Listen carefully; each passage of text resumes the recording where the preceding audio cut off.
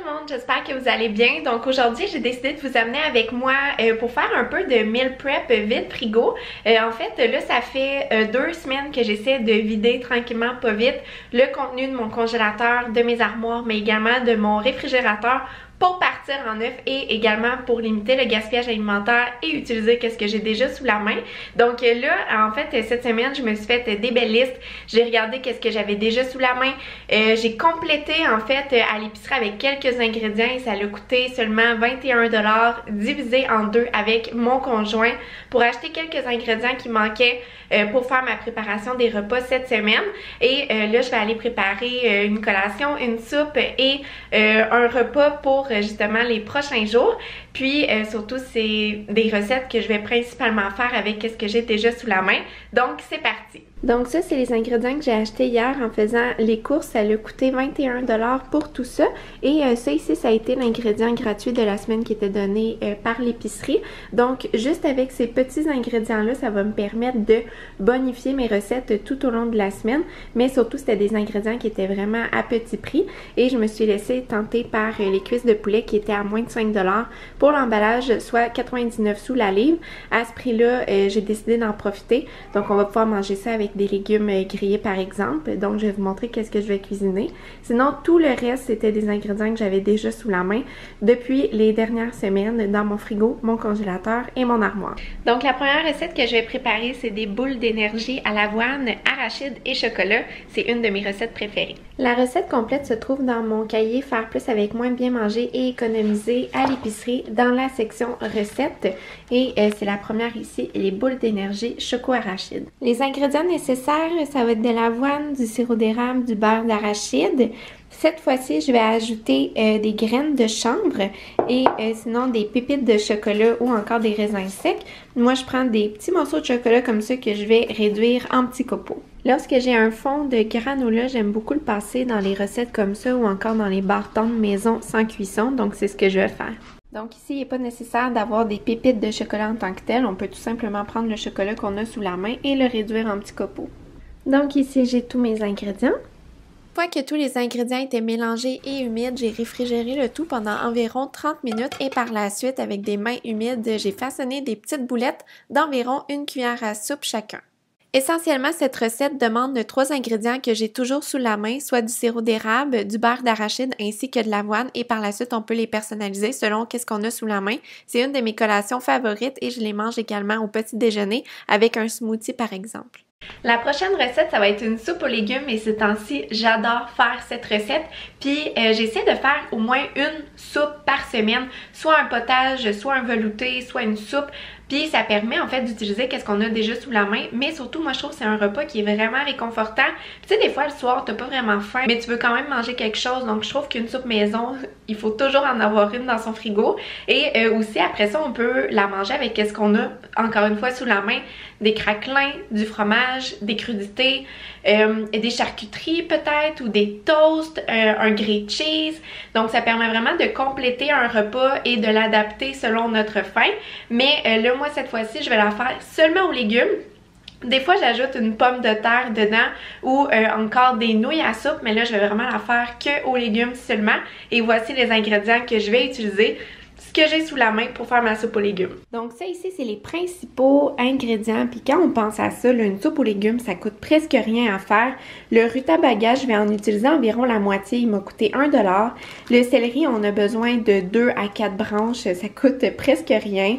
2 carottes, ça encore une fois, c'est super accessible. Un oignon et une canne de tomates en dés. Lorsque je n'ai pas de tomates en dés, parfois je vais utiliser une canne de soupe tomate comme ça du commerce ou encore des tomates fraîches en été.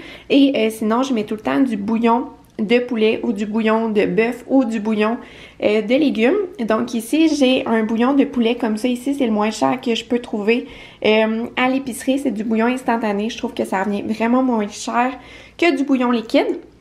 Et sinon, j'ai fait une commande épicure dernièrement et j'ai acheté ce bouillon réconfortant. Donc, je vais en ajouter un peu pour varier le goût. Donc, ça, c'est les ingrédients pour la soupe une fois préparée. J'essaie de mettre environ la même quantité de chaque légume pour faire un équilibre des goûts.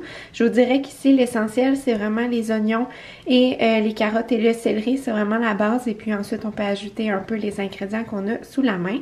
Donc là, je vais aller faire cuire le tout.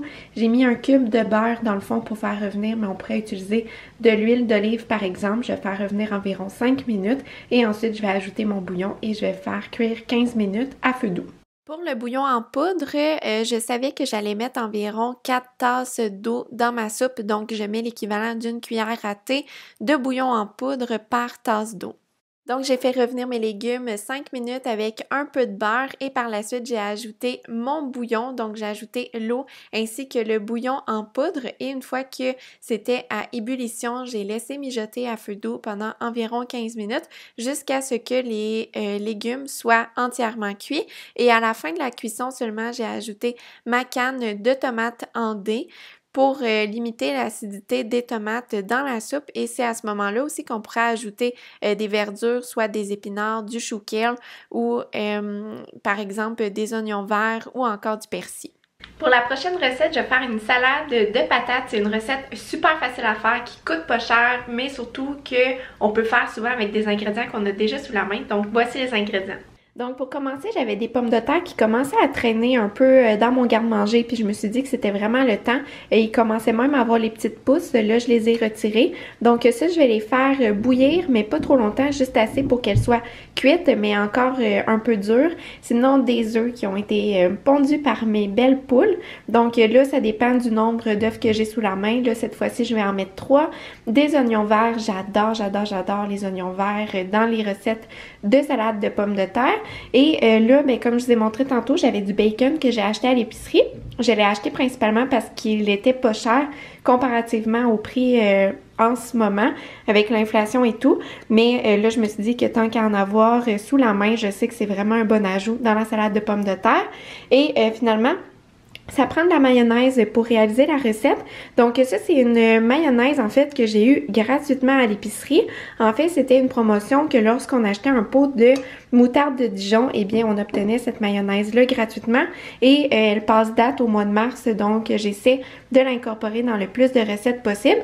Et de toute façon, pour faire la mayonnaise pour la salade de pommes de terre, habituellement, j'utilise de la mayonnaise du commerce et de la moutarde de Dijon. Donc là, elle est comme déjà faite. Donc, je vais utiliser cette mayonnaise comme base pour la sauce pour la salade de pommes de terre. Donc ici, je voulais juste vous montrer comment il y avait de l'action dans la cuisine. Donc quand que je fais du meal prep, je m'assure de cuisiner plein de choses en même temps pour gagner du temps en cuisine. Et finalement, pour l'assemblage de la salade de pommes de terre, j'ai ajouté tous les ingrédients, soit l'équivalent de 4 oignons verts, 3 œufs durs coupés en petits dés, ainsi que le bacon réduit en morceaux.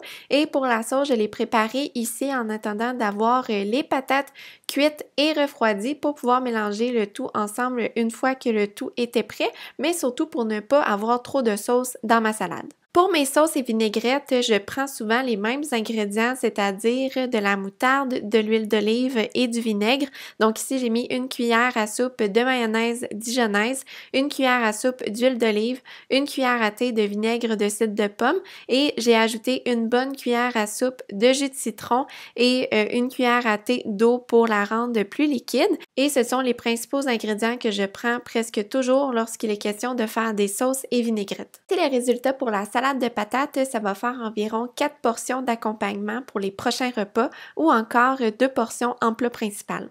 Voici un coup d'œil des 3 repas que je vous ai présentés dans cette vidéo. Donc honnêtement, des fois on pense qu'on n'a plus rien dans le frigo alors qu'en faisant des combinaisons particulières, on vient de créer des nouveaux repas pour s'alimenter pour encore quelques jours. Juste ici, la soupe aux légumes, j'en ai honnêtement, je crois, pour 6 repas certains accompagnés de d'autres choses et même les petites bouchées, ça va être super en collation. Donc c'est là qu'on voit qu'en faisant plus avec moins et en utilisant qu'est-ce qu'on a déjà à la maison pour cuisiner, ça permet de réduire considérablement les dépenses à l'épicerie. Comme là, comme je vous ai montré, ça a coûté seulement 20 $ et ça, c'est seulement un échantillon de qu'est-ce que je vais cuisiner cette semaine. Donc, c'est des bonnes astuces pour justement réduire les dépenses à l'épicerie, réduire le gaspillage alimentaire, tout en s'alimentant convenablement.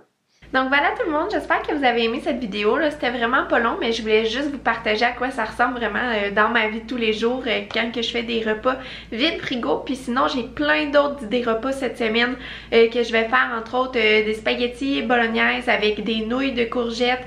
Je vais faire une shakshuka.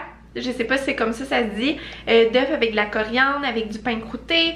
Je vais faire aussi des hauts de cuisse braisés à la sauce soya et au sirop d'érable. Je vais faire aussi des steaks avec des légumes, du saumon avec des légumes, un bol de tofu frit arraché des limes, du mac and cheese, des repas et vivres que j'ai au congélateur, du gruau avec des pommes, des smoothies, des brunch œufs bacon, du yogourt avec du granola, du chocolat, puis les boules d'énergie. Donc honnêtement, juste en regardant des fois qu'est-ce qu'on a déjà sous la main, on peut faire une tonne de repas à partir de ça. Puis c'est ce que principalement je voulais vous montrer avec cette vidéo-là, des idées de trucs que je fais lorsque je vide le frigo. Donc j'espère que ça vous a inspiré pour votre propre semaine de repas. Une petite astuce avant d'aller faire l'épicerie, toujours s'assurer de vider le frigo. Ça limite le gaspillage alimentaire, mais surtout ça fait des grosses économies à l'épicerie. Donc voilà, comme d'habitude, si vous avez aimé cette vidéo, n'oubliez pas de cliquer j'aime. Et sinon, on se retrouve la semaine prochaine dans une nouvelle vidéo. Bye tout le monde! Cette semaine, c'était vraiment une vidéo spontanée, puis justement, j'aimerais ça savoir si vous avez aimé ce genre de vidéo. Si oui, ça me ferait super plaisir de vous partager la suite de ma préparation de repas de cette semaine de repas vide frigo. Et également, si jamais tu aimerais réduire ta facture d'épicerie ou tout simplement de connaître des nouvelles astuces pour faire plus avec moins concernant l'alimentation, eh bien, je t'invite à jeter un coup d'œil à mon atelier Faire plus avec moins, bien manger et économiser à l'épicerie. Toutes les informations seront dans la barre de description en dessous. Si jamais tu as des questions, n'hésite pas à me les poser également en commentaire ou sinon tu sais où me rejoindre sur mes différents réseaux sociaux. Donc, je vous souhaite une belle semaine tout le monde. Bye!